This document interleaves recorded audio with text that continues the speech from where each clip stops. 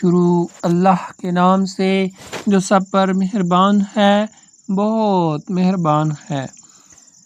نون، اے پیغمبر قسم ہے قلم کی اور اس چیز کی جو وہ لکھ رہے ہیں، اپنے پروردگار کے فضل سے تم دیوانے نہیں ہو، اور یقین جانو تمہارے لیے ایسا اجر ہے جو کبھی ختم نہیں ہوگا، اور یقیناً تم اخلاق کے اعلیٰ درجے پر ہو۔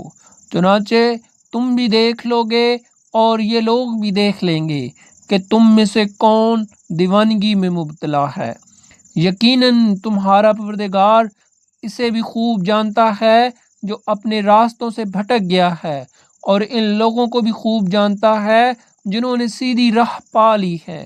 لہٰذا تم ان کی باتوں میں نہ آنا جو تمہیں جھٹلا رہے ہیں۔ یہ چاہتے ہیں کہ تم ڈھیلے پڑ جاؤ اور یہ بھی ڈھیلے پڑ جائیں۔ اور کسی بھی ایسے شخص کی باتوں میں نہ آنا جو بہت قسمیں کھانے والا، بے وقعت شخص ہے، تانے دینے کا عادی ہے، چغلیاں لگاتا پھرتا ہے، بھلائی سے روکنے والا، زیادتی کرنے والا، بد عمل ہے، بد مزاج ہے، اور اس کے علاوہ نچلے نسب والا بھی، صرف اس وجہ سے کہ وہ بڑے مال اور اولاد والا ہے، اور جب اس کے سامنے ہماری آیتیں پڑھ کر سنائی جاتی ہیں تو وہ کہتا ہے کہ یہ پچھلے لوگوں کی کہانیاں ہیں، ان قریب ہم اس کی سونڈ پر داغ لگا دیں گے۔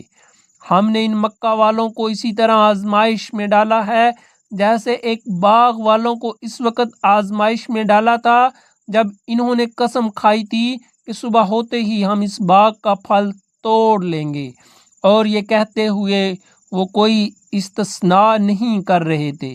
پھر ہوا یہ کہ جس وقت وہ سو رہے تھے، اس وقت تمہارے پروردگار کی طرف سے ایک بلا اس باغ پر پھیرا لگا گئی، جس سے وہ باغ صبح کو کٹی ہوئی کھیتی کی طرح ہو گیا، اور پھر صبح ہوتے ہی انہوں نے ایک دوسرے کو آواز دی کہ اگر پھل توڑنے ہیں تو اپنے کھیت کی طرف سویرے چل نکلو۔ چنانچہ وہ ایک دوسرے سے چپکے یہ کہتے ہوئے روانہ ہوئے کہ آج کوئی مسکین تمہارے پاس اس باغ میں نہ آنے پائے، اور وہ بڑے زوروں میں تیز تیز چلتے ہوئے نکلے۔ پھر جب اس باغ کو دیکھا تو کہنے لگے ہم ضرور راستہ بھٹک گئے ہیں۔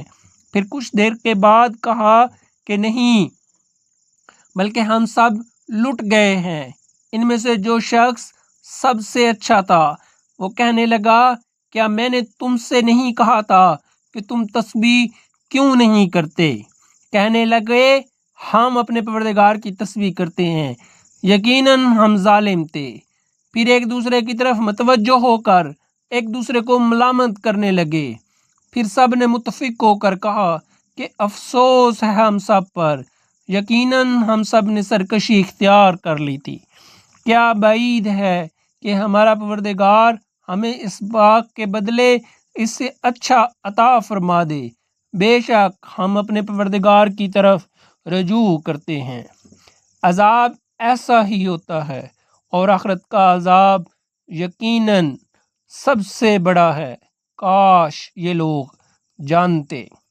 البتہ متقیوں کے لیے ان کے پروردگار کے پاس نعمتوں بھرے باغات ہیں۔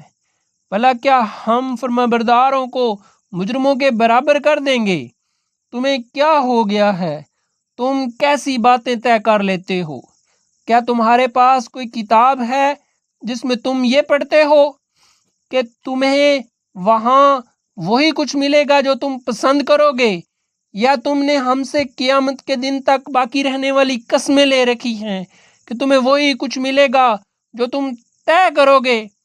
اے پیغمبر ان سے پوچھو کہ ان میں سے کون ہے جس نے اس بات کی ضمانت لے رکھی ہو؟ کیا خدائی میں ان کے مانے ہوئے کچھ شریک ہیں جو یہ ضمانت لیتے ہوں؟ تو پھر لے آئیں اپنے ان شریکوں کو اگر وہ سچے ہیں۔ جس دن ساکھ کھول دی جائے گی اور ان کو سجدے کے لیے بلایا جائے گا تو یہ سجدہ کر نہیں سکیں گے، ان کی نگاہیں جھکی ہوئی ہوں گی، ان پر ذلت چھائی ہوئی ہوگی۔ اس وقت بھی انہیں سجدے کے لیے بلایا جاتا تھا جب یہ لوگ صحیح سالم تھے۔ اس وقت قدرت کے باوجود یہ انکار کرتے تھے۔ لہٰذا اے پیغمبر، جو لوگ اس کلام کو جھٹلا رہے ہیں انہیں مجھ پر چھوڑ دو، ہم انہیں اسی طرح دھیرے دھیرے تباہی کی طرف لے جائیں گے کہ انہیں پتہ بھی نہیں چلے گا، اور میں انہیں ڈھیل دے رہا ہوں۔ یقین رکھو میری تدبیر بڑی مضبوط ہے۔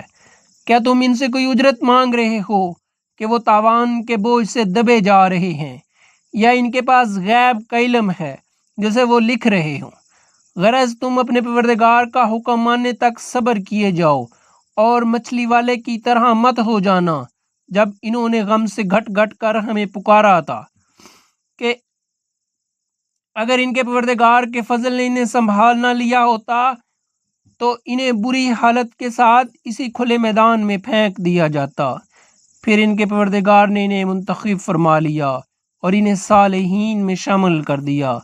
جن لوگوں نے کفر اپنا لیا ہے، جب وہ نصیحت کی یہ بات سنتے ہیں تو ایسا لگتا ہے کہ یہ اپنی تیز تیز آنکھوں سے تمہیں ڈگمگا دیں گے، اور وہ کہتے ہیں کہ یہ شخص تو دیوانہ ہے، حالانکہ یہ تو دنیا جہان کے لوگوں کے لیے ایک نصیحت ہی نصیحت ہے۔